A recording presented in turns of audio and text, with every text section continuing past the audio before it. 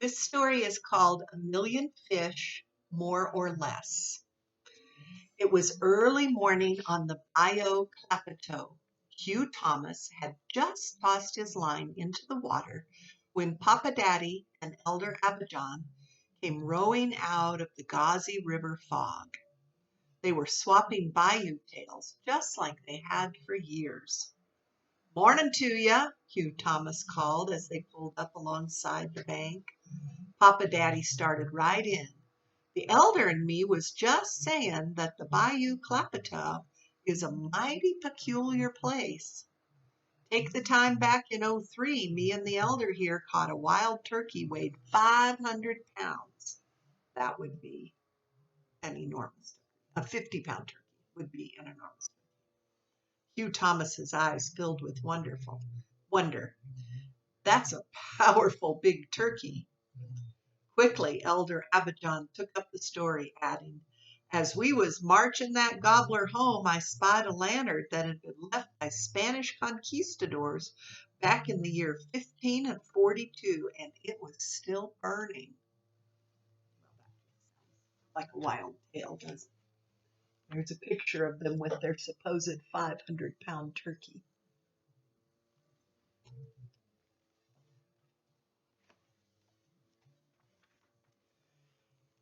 After 400 years, that's how long the lantern was burning, Hugh Thomas exclaimed in amazement. Papa Daddy lowered his voice to a whisper. Just when the elder picked up that lantern, the ground commenced to quake, and the longest, meanest cottonmouth snake I ever did see raised up. The thing had legs, and it went to chasing us. Well, a snake with legs. Those are pretty scary snakes anyway. They're poisonous and they're mean and aggressive. But if they had legs, they could be really fast and awful. The hounds broke and run. I got tangled up in the ropes, and that turkey got clean away. With a quick nod, he gave the story back to Elder Abijah. About that time, a swarm of giant mosquitoes attacked. I lost my footing and dropped the lantern in a pool of quicksand. Might near fell in myself. Of course, as you can see, I didn't then, 'cause I'm here now." Hugh Thomas studied on what the two old swampers had told him. Then he smiled. "Y'all are just funnin', right? Did that turkey really weigh 500 pounds? "More or less," Papa Daddy answered, snapping his suspenders and winking his eye. "And was that lantern really over 400 years old?" "Give or take a year or two," Elder Abijah answered, swatting a mosquito. "Was it really still burning?" "Well, let's just say it was flickering a bit." And with their tale all told, the two men rowed away. "Remember," Papa Daddy called just before they disappeared behind the curtain of fog, "strange things do happen in the Bayou Plateau." Now Hugh Thomas was alone with only worrisome mosquitoes to keep him company, but it wasn't long before he caught 3 small fish, and in the next half hour he caught 1,000,000 more. Big ones, little ones, all sizes. The boy was so excited he whooped with joy. Wait till Papa Daddy and Elder Abijah see this. Then, loading his magnificent catch on his wagon, he turned to leave, but without warning, 2 yellow eyes surfaced just above the waterline. Hugh Thomas knew it was Attu, the grandfather of all the alligators on Jackson's Point. The old gator slithered onto the bank, blocking the boy's way.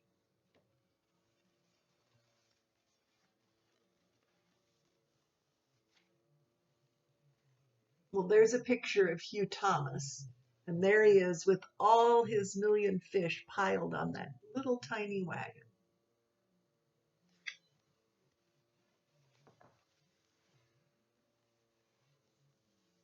Where do you think you will go with all our fish? Hissed the gator angrily. Hugh Thomas blinked. Why, that gator was talking right out. These are my fish, the boy answered with uncertain spirit. Attu's mean eyes took in the catch. And what's for me and mine to eat if I let you take them all? Hugh Thomas considered making a run for it, but the old gator must have read his mind. Don't even think of it, he warned, inching closer. Gators can be pretty fast. Then he chuckled softly. Your best chance is to figure on this. If 100 alligators, 100 feet long, can move at 100 yards per second, how long would it take us to get from this water to you and your wagon of fish? Answer now, he hissed, moving still closer. Not long enough for me to get away, Hugh Thomas thought, deciding that anything was better than tangling with Attu and all his kin.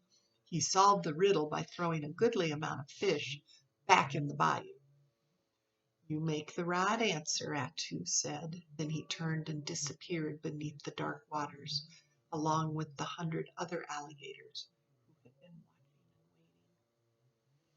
Hugh Thomas took a quick count and saw that he still had close to 500,000 fish. He followed the swamp path that was the easiest way to Papa Daddy and Elder Abijah's houseboat. Story had it that John Paulet's pirate treasure was hidden somewhere amongst the cypress knees, but Hugh Thomas wasn't interested. I've got my own treasure, he boasted. The air grew thick, hovering over the swamp like a big smothering hand. Then the still came, a terrible kind of silence with its own sound. The boy hummed and quickened his step. Something was stalking him, closing in fast. The ghost of Jean Paulet, maybe? No! Hugh Thomas was suddenly surrounded by an army of raccoons, led by the most notorious rogue of them all, Mosley. By my leave, shouted the bandit leader. We'll be demanding a toll, little sir, and ye wagon of fish there will do nicely. Wait, Hugh Thomas cried, that's not fair. Not fair, says he, Mosley scoffed. And what'll be fair to you? Half, maybe? Hugh Thomas couldn't believe he was bargaining with a band of pirate raccoons.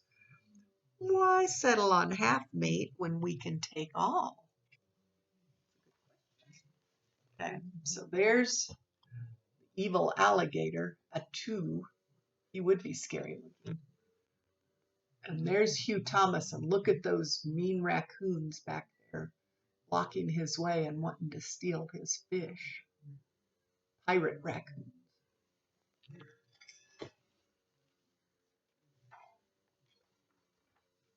Thinking fast, Hugh Thomas suggested, a contest. That's it. We'll have a contest of some kind. Mosley laughed coarsely. A contest it'll be.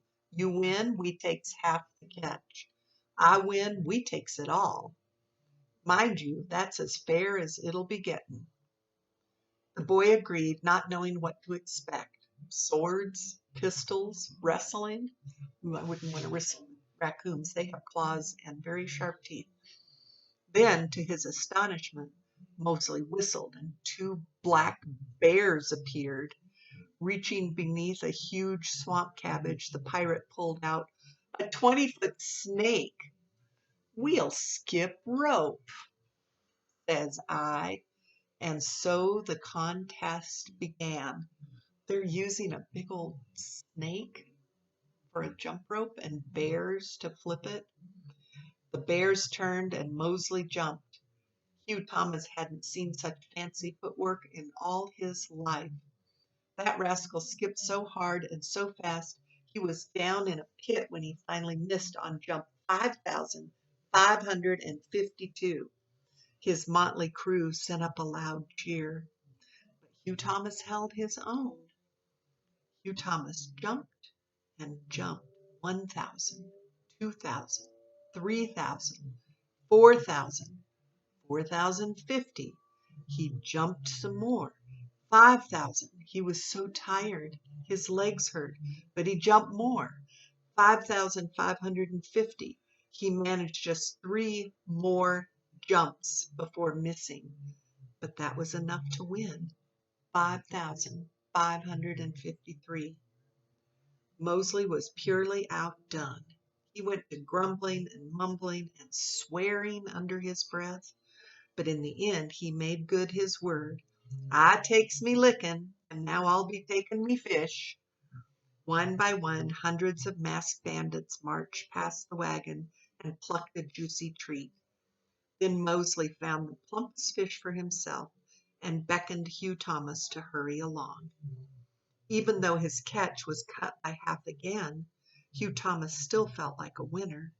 Moving with purpose, he passed the large cypress stump called Napoleon's Elbow, then quit the swamp. Winding his way through the deserted grounds of the Moslin mansion, he held with tradition and threw part of his catch to the waterfowl that lived in the old garden pool.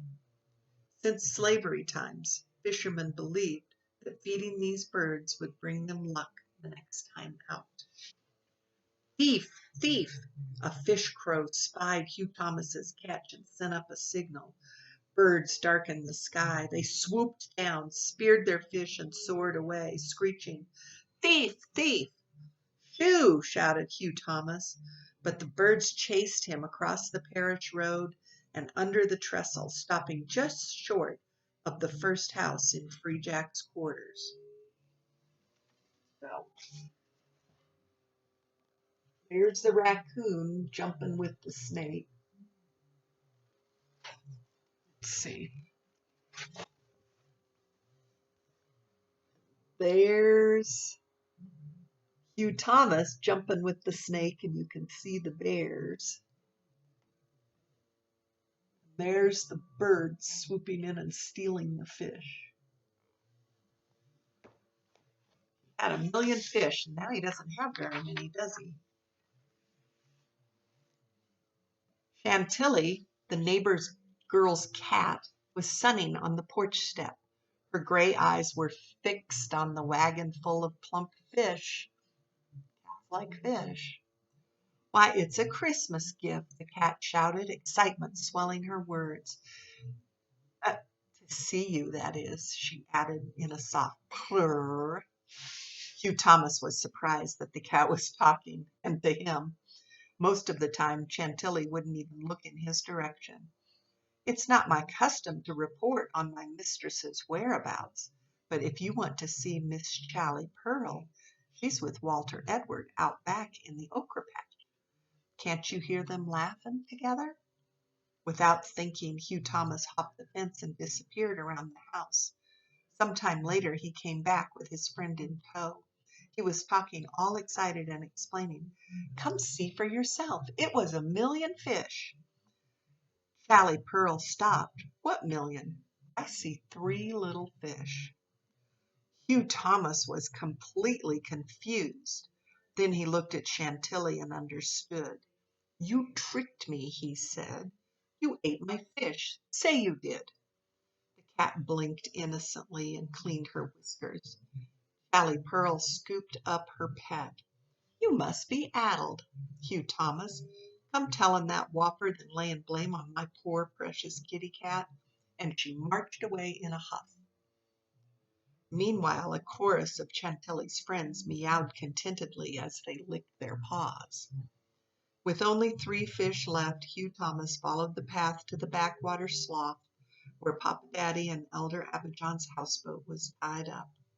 They were sitting on the front porch playing checkers. "Seems the bayou let you come away with a fine catch this morning," Elder Abijah said, smiling. "Best luck a fisherman can have is to catch just enough for dinner," Papa Daddy put in. "But I caught 1,000,000 more," the boy boasted. "What happened to them is a long story." Papa Daddy pulled his straw hat over his eyes. Elder Abijah leaned back in the old cane chair, and both of them propped their feet up on the railing. So you've learned that the Bayou Capito is a mighty strange place? Tell us now, was it really a million? A smile broke across Hugh Thomas's face, and he winked his eye. More or less, he answered, and started right in on his tale.